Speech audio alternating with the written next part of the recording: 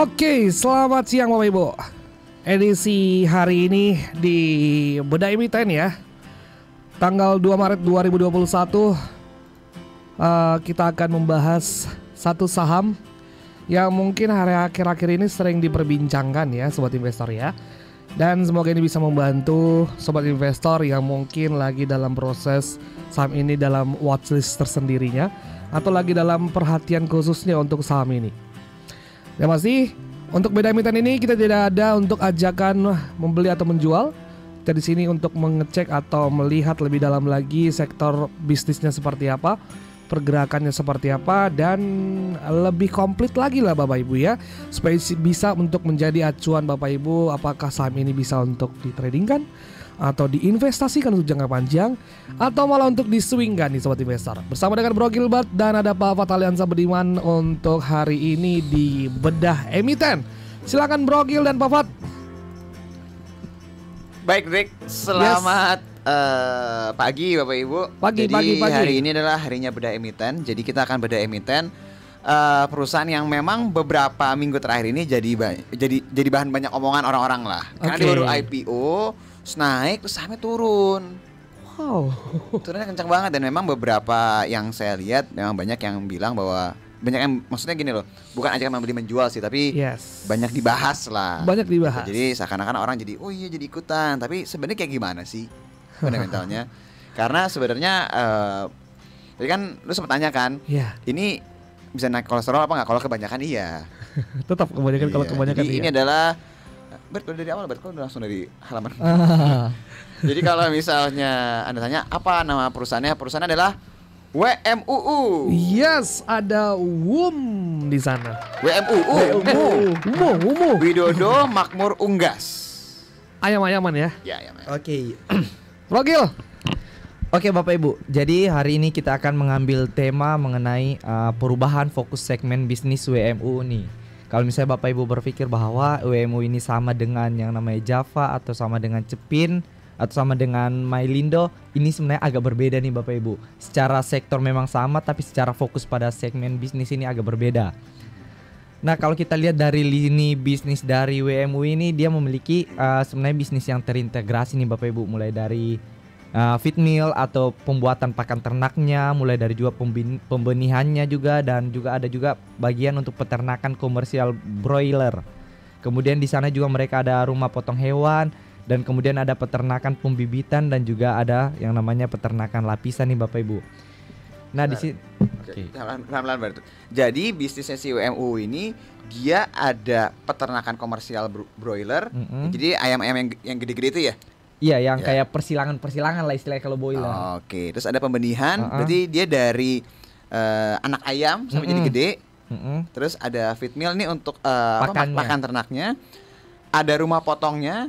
Yes. Ada peternakan pembibitan. Apa bedanya sama yang pembenihan itu, Bert? Kalau di pembenihan itu Pak, dia baru yang dari telur udah mulai. Kalau ini yang bapaknya ya, induknya lah ya. Oke, kalau peternakan lapisan dia lebih ke istilahnya grand parent stock lah. Istilahnya kayak adalah sebentar setelah ini penjelasan. Oke. Jadi ada beberapa ya. Tapi hubungannya sama ayam semua ya? Ayam semua. Oke. Dia memiliki bisnis yang terintegrasi nih Bapak Ibu. Kalau kita perhatikan dari yang pertama di sini adalah feed millnya dari pakan ternaknya. Kemudian dia ada namanya grand parent stock nih, yang sebenarnya kalau yang diimport itu adalah bibit ayam ini nih yang diimport. Jadi kayak kita sederhanakan bahasanya jadi ayam bule lah kalau misalnya. Kemudian ayam ini kita Enak dong ayam bule. supaya lebih mudah dipahami, ayam bule ini kemudian dia kayak dikawinkan. Jadi dia membentuk namanya parent stock. Oke, dengan ayam lokal. Di sini juga dia juga akan membentuk nanti namanya ayam boiler yang memang khusus untuk pedaging, dan juga ayam yang khusus untuk petelur. Nah, kemudian yang di boiler commercial farm ini adalah ayam yang memang khusus untuk yang bagian pedaging tadi. Oke. Ayam potong ya? Iya, ayam potong. Kemudian dari yang boiler ini yang kemudian dikirim ke pelanggan. Kemudian yang kalau yang untuk yang di bagian tadi yang untuk ayam petelur, memang khususnya dia untuk telur. Kemudian dia di bagian plasma ini adalah bagian kemitraannya mereka lah dengan peternak-peternak supaya dirawat oleh peternak-peternak nih. Nah, dari peternak-peternak itu akan ke pelanggan. Kemudian disinilah sebenarnya fokus bisnisnya mereka, yaitu slaughterhouse atau bagian pemotongan. Yang ayam-ayam pedaging tadi dipotong jadi bentuknya seperti ini Bapak Ibu. Ini adalah namanya ayam ayam karkas.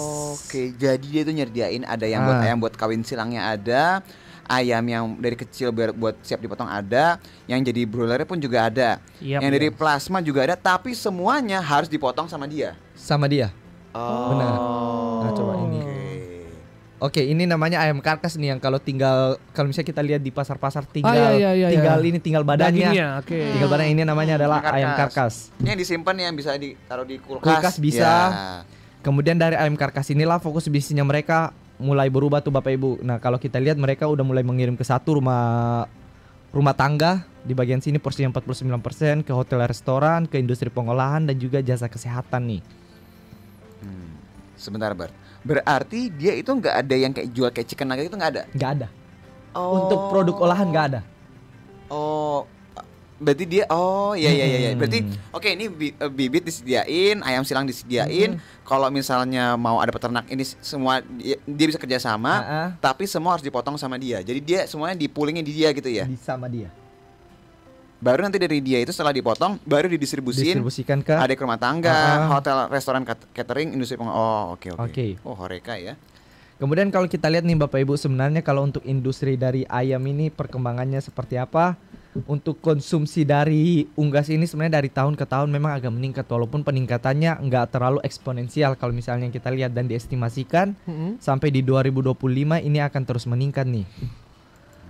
Kemudian kalau kita lihat memang mereka baru IPO nih Bapak Ibu. Mereka baru IPO kalau saya nggak salah di awal Februari mereka IPO.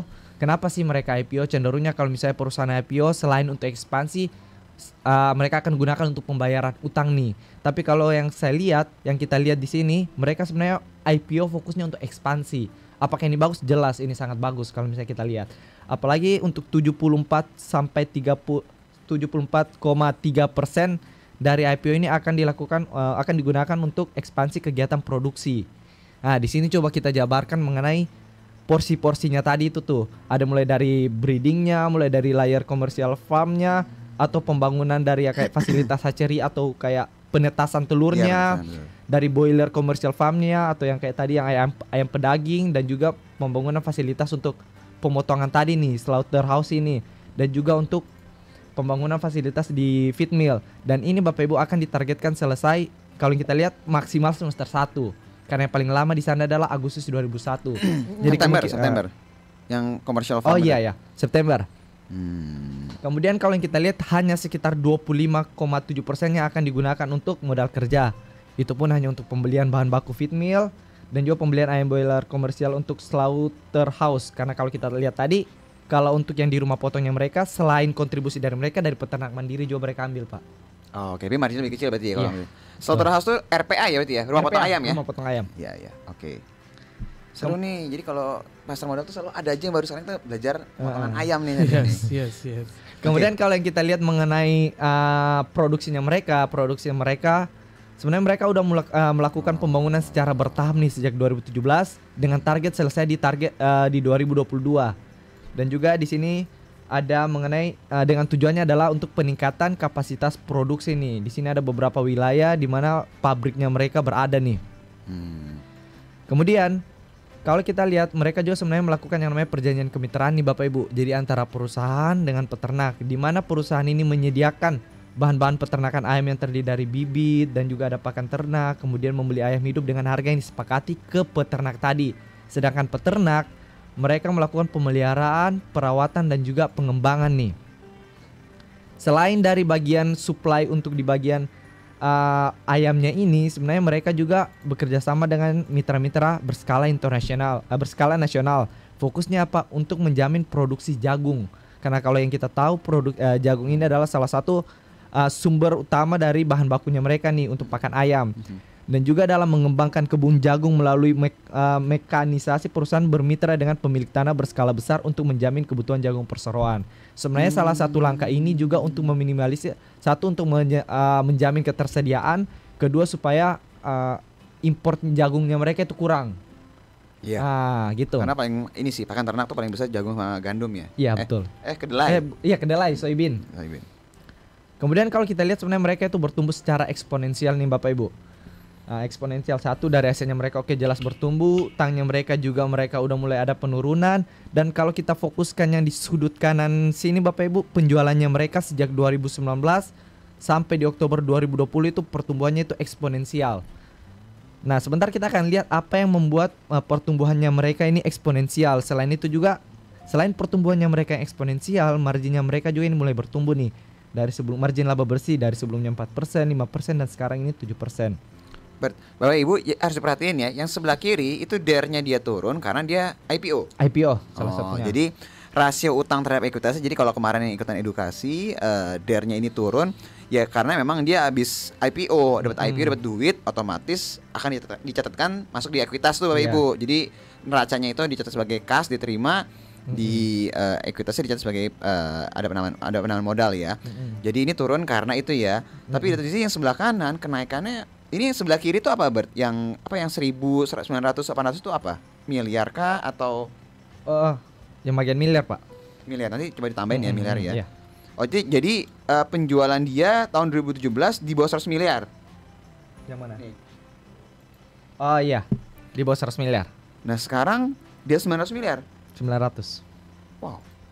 Dalam waktu kurang dari 4 tahun 900%. Yes. Oke, sekarang kalau kita lihat mengenai perubahan fokus segmen yang menguntungkan. Kenapa pertumbuhannya mereka sangat eksponensial tadi? Karena ada yang namanya bisnis karkasnya mereka nih yang menjanjikan margin yang lebih besar sehingga meningkatkan hasil produksi dan sehingga mereka meningkatkan hasil produksi dan juga kapasitas RPA nih Bapak Ibu. Nah, kalau kita perhatikan yang di bagian sudut kanan di atas itu karkasnya mereka tuh Bapak Ibu yang mereka tiba-tiba langsung meningkat nih untuk penjualannya mereka dan juga untuk secara margin mereka juga meningkat jadi 14% nih kalau untuk marginnya untuk karkas sendiri. Kemudian kalau yang kita lihat, nah di sini nih perubahan bisnisnya mereka nih Bapak Ibu. Perubahan bisnisnya mereka. Sebelumnya di tahun 2018 sampai di 2017 sampai di 2018 ini untuk karkas ini belum ada nih pertumbuhannya, masih sangat kecil. Kemudian setelah di 2018 ini pertumbuhannya jadi sangat signifikan nih. Bert, boleh pakai pointernya nggak Bert, biar Bapak Ibu itu juga tahu yang lagi dibahas tuh yang di bagian mananya. Sebentar. Jadi Bapak Ibu nih Gilbert coba kasih lihat bahwa yang sebelah kiri ini itu adalah jumlah pendapatan ini tahun 2020 nih. Betul. Ini adalah proporsi di tahun 2020 ya. Boleh ini luarin nggak? Nah yang sebelah kiri ini adalah bukan pertumbuhan, maksudnya pendapatan di 2020 sampai dengan Oktober ya. Betul. Kontribusinya memang paling besar jadi karkas. Kedua adalah pakan ternak. Nah kalau Anda lihat ada yang garis-garis warna oranye itu adalah margin kotor atau laba kotornya perusahaan Bapak Ibu, margin laba kotornya perusahaan. Nah memang kalau dilihat yang paling besar margin laba kotornya itu adalah yang karkas. Betul. Jadi Anda bisa bayangkan kontribusinya naik, pendapatannya naik, tapi margin laba kotornya juga naik juga gitu. Jadi ini ceritanya dari si karkasnya nih berarti ya. Karkasnya benar. Dan kelihatan di sebelah kanan itu kenaikan signifikan di 2019 dan terus naik ya di 2020 ya. Iya. Bayangkan saja yang dari sebelumnya mereka untuk karkas itu di bawah 50 miliar, sekarang hampir 400 sampai 450 miliar nih. Jadi kontribusinya kita bisa bilang hampir 90% lah. Nah, kemudian menarik. Sebentar. Oke, dan juga sebenarnya saat ini perseroan memiliki fasilitas untuk yang slaughter, yang pemotongan tadi, yang pemotongan khusus untuk karkas nih Bapak Ibu. Nah, salah satunya di Jambakan Klaten, mereka masih bekerja sama sebenarnya dengan PT PAP. Ini adalah salah satu sister company-nya mereka lah, atau apa? Sepupunya mereka lah, adik sepupunya mereka. Ya? Iya. Dan juga saat ini mereka memiliki satu pabrik yang belum beroperasi. Pabrik rumah potong ayam. Diekspektasikan kalau seandainya pabrik ini beroperasi, jelas untuk karkasnya mereka akan bertumbuh lagi nih. Karena sekarang mereka ibaratnya kayak menumpang dulu nih dengan yang namanya bekerja sama dengan PT PAP ini. Si PAP ini kepemilikannya berapa persen? Nggak ada sih Pak, dari induknya si WMU ini kan ada namanya Widodo Makmur Perkasa. Widodo Makmur Perkasa itu yang punya kepemilikan pada ini. PT PPA. Jadi Oh, kayak berarti si sepupu. PT PAP ini nggak dimiliki sama WMUU, Bukan. tapi saudaraan. Saudaraan. Adik kakak jatuhnya Yes. ya. Iya. Oke, makanya sister company. Oke. Tapi kalau yang di Girintoro itu punya dia, Wonogiri. Ah, itu punya dia. Oh. Jadi kalau dia beroperasi jelas ini akan sangat menguntungkan bagi si WMU ini. Kapan ekspektasinya? 2021 tadi. Yang Maret Yang tadi IPO, itu? iya. Oh. Yang IPO tadi tuh. Oke. Oke, next Bert. Oke, kalau kita lihat kenapa sebenarnya mereka fokus ke harga ayam karkas, karena sebenarnya harga ayam karkas itu lebih stabil ketimbang ayam pedaging tadi yang kalau kita langsung jual dengan ayamnya itu tuh. Kalau ayam karkas ini kalau kita lihat dari sini pertumbuhan gapnya ini sangat besar nih Bapak Ibu. Gapnya antara ayam karkas dengan ayam pedaging atau yang ayam boiler tadi nih. Kemudian juga coba iseng cari mengenai harga di Tokopedia. Kalau yang kita lihat Jadi harga keisengan Gilbert sekarang adalah nyari harga ayam, Dre. Iya. nyari harga ayam untuk harga ayam karkas. Udah cocok lah. Mulai berumah tangga udah cocok lah. Ngapain hobinya nyari harga ayam? Oke, Andre. Oke, untuk yang terbaru Pak, ini kan 2019. Ini kita cari yang terbaru 2021. Oke, kalau untuk keliling-keliling. untuk harga ayam karkas yang 700 gram ini 24.000. Ya, anggaplah kalau kita bulatkan ke 1 kilo, karena ini kan 1 kilo nih Bapak Ibu. Kalau kita bulatkan ke 1 kilo mungkin harganya sekitar 36 sampai 38.000 untuk ayam karkas, sedangkan untuk ayam boiler ini sekitar 20.000 nih. 20.000. Jadi jelas sampai sekarang untuk gap antara harga ayam dengan ayam karkas dengan ayam pedaging ini masih sangat lebar. Oke. Kemudian kalau yang kita lihat apa yang mereka lakukan saat ini adalah memperkuat jaringan distribusinya. Jadi mereka ini mempunyai pusat distribusi yang dilengkapi oleh fasilitas cold storage, serta didukung oleh armada pengiriman berpendingin nih. Jadi sehingga produknya mereka ini bisa tahan lama. Dan juga kalau mereka mengakui bahwa karena jaringan distribusinya yang kuat, produk terjualin dengan turnover yang sangat cepat atau kurang dari 4 bulan nih Bapak Ibu. Nah, mereka juga baru-baru ini di tahun 2020 mereka kerjasama dengan yang PT Retail Komoditas Nusantara atau Agretail. Dan juga mereka menandatangani MOU untuk distribusi ke 150 kota dan kabupaten se-Indonesia. Dan disinilah itu mengenai untuk yang bagian titik-titik distribusi dari perseroan ini nih. Cuma memang untuk di bagian Papua sana belum sempat mungkin ke sana. Masih terfokus di bagian Jawa. Bert, sebelum kita lanjut ya, pertanyaannya boleh nggak balik lagi ke slide berikutnya? Saya tadi masih penasaran. Ini nih. Kenapa harganya dia si karkas ini lebih mahal dan cenderung lebih stabil? Apa karena memang kalau ayam broiler itu dia itu nggak taruh di kulkas atau gimana air cepat basi? Kalau ayam karkas kan emang yang di pack ya kan, terus ditaruh yang buat di kulkas, setahu saya itu bisa tahan sampai sebulan 2 bulan gitu. Apa karena harganya karena bisa disimpan lebih lama, dia harga lebih stabil atau gimana? Karena kalau kita lihat sebenarnya yang dari pengirimannya mereka kan mereka menyasar yang supermarket Pak. Sedangkan kalau ayam pedaging kan lebih kebanyakan di pasar. Salah satunya itu karena itu Pak. Iya. Oke. Kemudian kalau kita lihat juga mereka mempunyai serta hubungan yang kuat dengan yang namanya pelanggan kunci nih Bapak Ibu. Jadi di sini adalah pembagian dari penjelasan dari untuk pendapatannya mereka nih, berapa ekor yang mereka jual dan juga berapa ton yang mereka jual. Dan kalau kita lihat karkas ini juga di sini ada sekitar 16.000 ton nih yang mereka jual nih, yang pembagiannya seperti ini nih. Ke bagian distributor, ke bagian modern trade atau modern retail atau kayak supermarket dan sebagainya, ke e-commerce juga atau langsung ke end user. Jadi memang fokusnya mereka kalau yang kita lihat salah satunya adalah ke yang supermarket nih Bapak Ibu. Prosesnya itu kemana ya? Gak tahu kalau prosesnya itu kemana. Karena gede porsinya. Iya. Dia kasih lihat ya angkanya ini ya.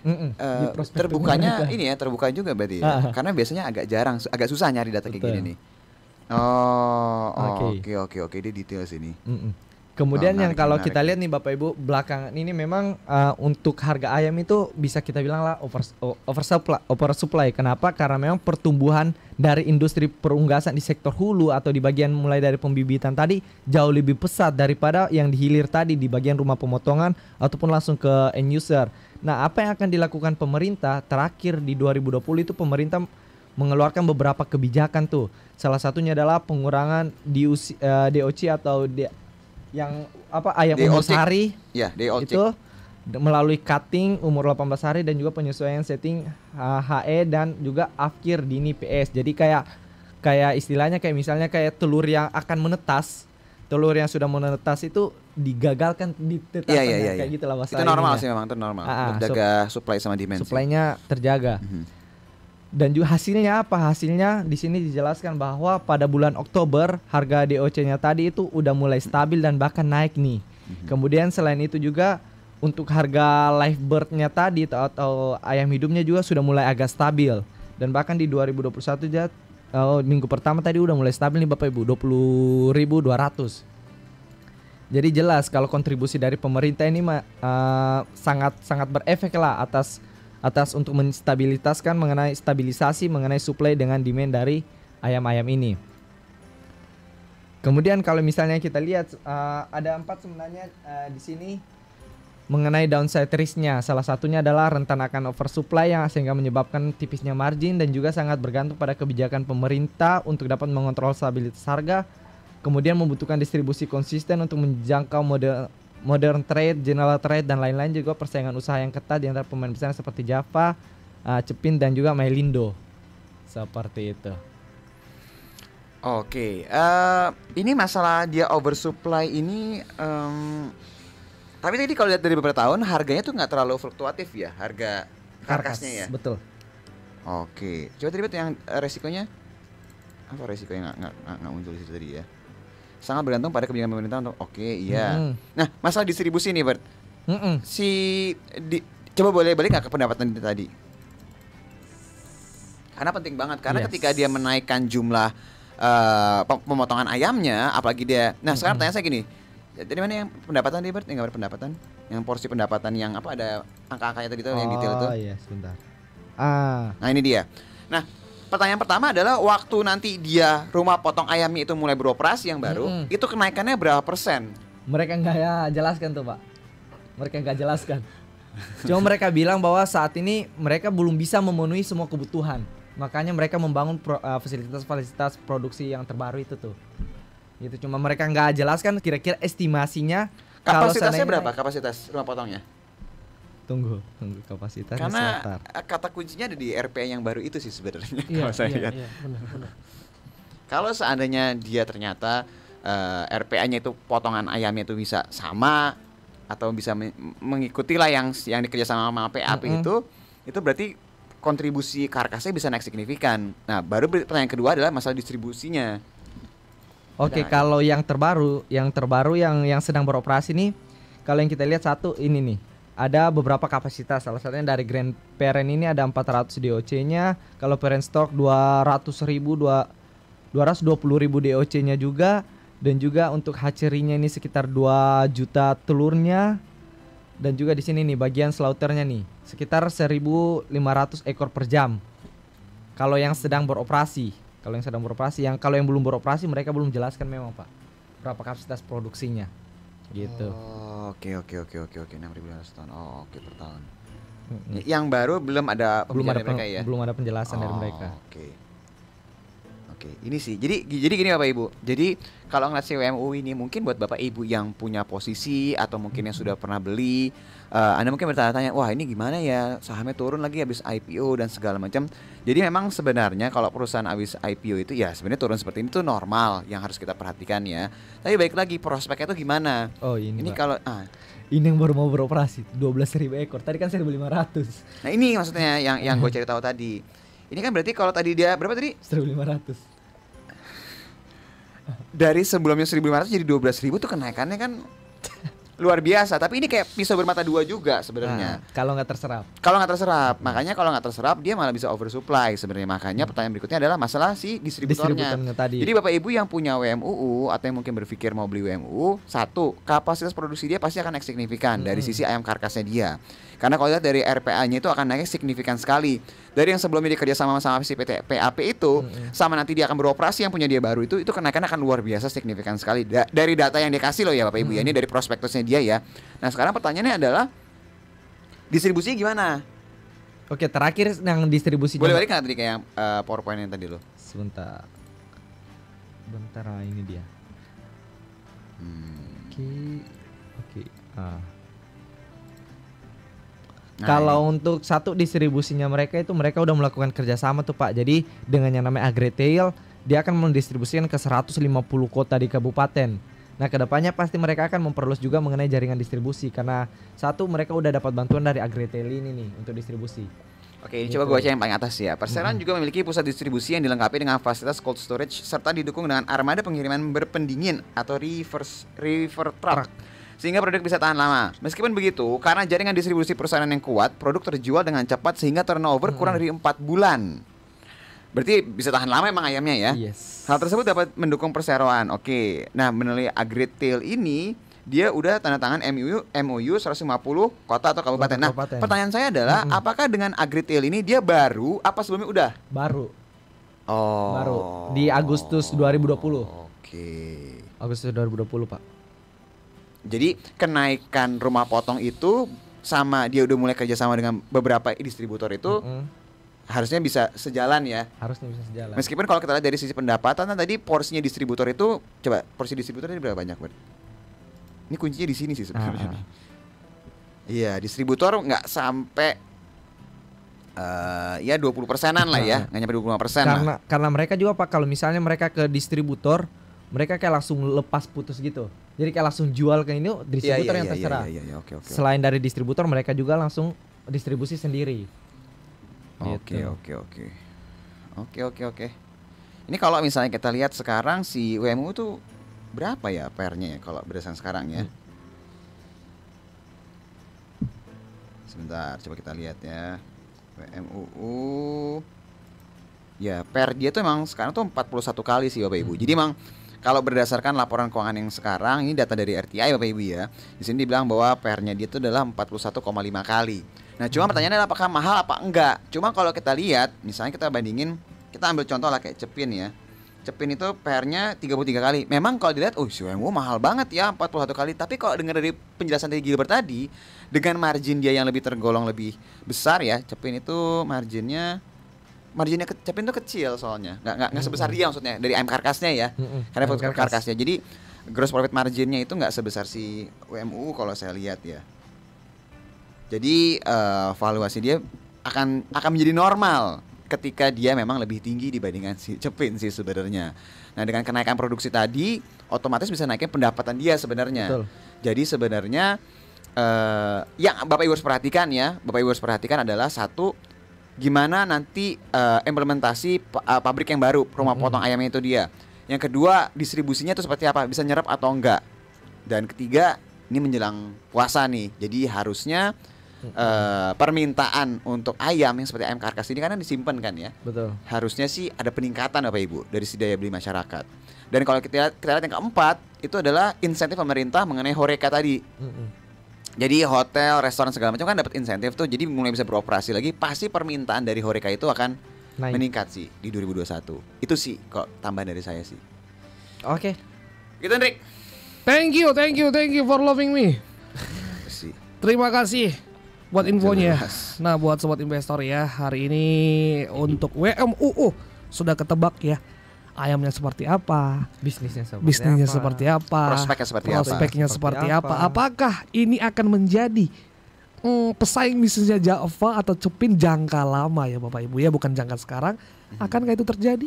Kalau ngelihat dari komposisi pendapatannya dia, sebenarnya bisa dibilang nggak bisa dibandingkan malah. Karena Cepin sama Java dia lebih besar di pakan ternak, sama dia juga ada industri pengolahannya. Iya. Sedangkan kalau dia tuh lebih fokus ke karkasnya sekarang. Jadi potong ayamnya itu loh. Benar. Potong ayam yang terus akhirnya jadi yang dijual skala per ekor gitu loh, Hendrik. Itu. Jadi cerita dia sepertinya akan berbeda kalau dengan kompetitor yang lain dan agak susah dibandingkan dengan itu karena dari sisi margin beda, dari sisi distribusi juga akan berbeda. Gitu. Mas sendiri udah pernah mencoba atau membeli produknya? Atau belum menemukan malah di lapangan? Karena gini, kalau dia masuk ke distributor cap dengan mereknya distributor, kita nggak tahu kalau itu sebenarnya ini dia kan. Oh iya. Tapi yang jelas yang namanya ayam karkas yang masuk di supermarket. Berarti kalau dia udah bisa masuk ke supermarket, karena kalau lihat di modern retailnya dia kan 3.600 tuh porsinya, 3.600 ton kan. Itu kan berarti dari total penjualnya hampir berapa tuh? 20%-an lah, 20% lebih. Berarti kan sebenarnya dia udah kuat juga distribusi ke supermarketnya, Andrik. Hotel restoran Ya, juga ini Bapak Ibu, agak jadi tinggi. iya, di Horeca-nya juga tinggi loh itu. Oh, Horeca itu hotel restoran, Pak. Iya, Horeca itu hotel restoran cafe. Oh iya benar. Iya, jadi makanya tadi kalau misalnya ini sudah mulai berjalan, ekonomi itu udah mulai berjalan, industri kayak perhotelan juga udah mulai berjalan, restoran, permintaan pasti akan meningkat. Kalau untuk yang kayak KFC, McD, Nah itu maksudnya Horeca. oh itu masih Horeca. Iya. Horeca. Berarti mereka supply ke sana juga ya? Nggak tahu. Tapi yang jelas Indonesia itu untuk ayam salah satu bahan makanan yang protein masuk, harga terjangkau. Harga kan? terjangkau benar. Jadi baik lagi, kenapa sih kalau misalnya dibilang industri yang berhubungan dengan ayam ini atau pakan ternak ini menurun? Karena salah satunya juga industri Horecanya juga turun. Benar. Karena permintaan dari mereka tuh besar. Sekarang Ya, gimana kita mau jalan-jalan, orang sekarang ada lagi selalu. PSBB, PPKM itu kan masih ketat kan. Tapi ketika ini udah mulai dibuka, pasti kan permintaan akan luar biasa. Luar biasa. Apalagi udah mau masuk bulan Ramadan sih. I like it. Terima kasih Sobat Investor. Terima kasih Bro Gil. Sama-sama. Untuk Bedah Emiten kali ini, Bedah Emiten apa minggu depan Sobat Investor? Penasaran yang boleh mau untuk request juga boleh ya. Boleh. Thank you Mas Wat. Jangan kemana, nanti kita akan balik lagi di Teman Trading. Stay tune.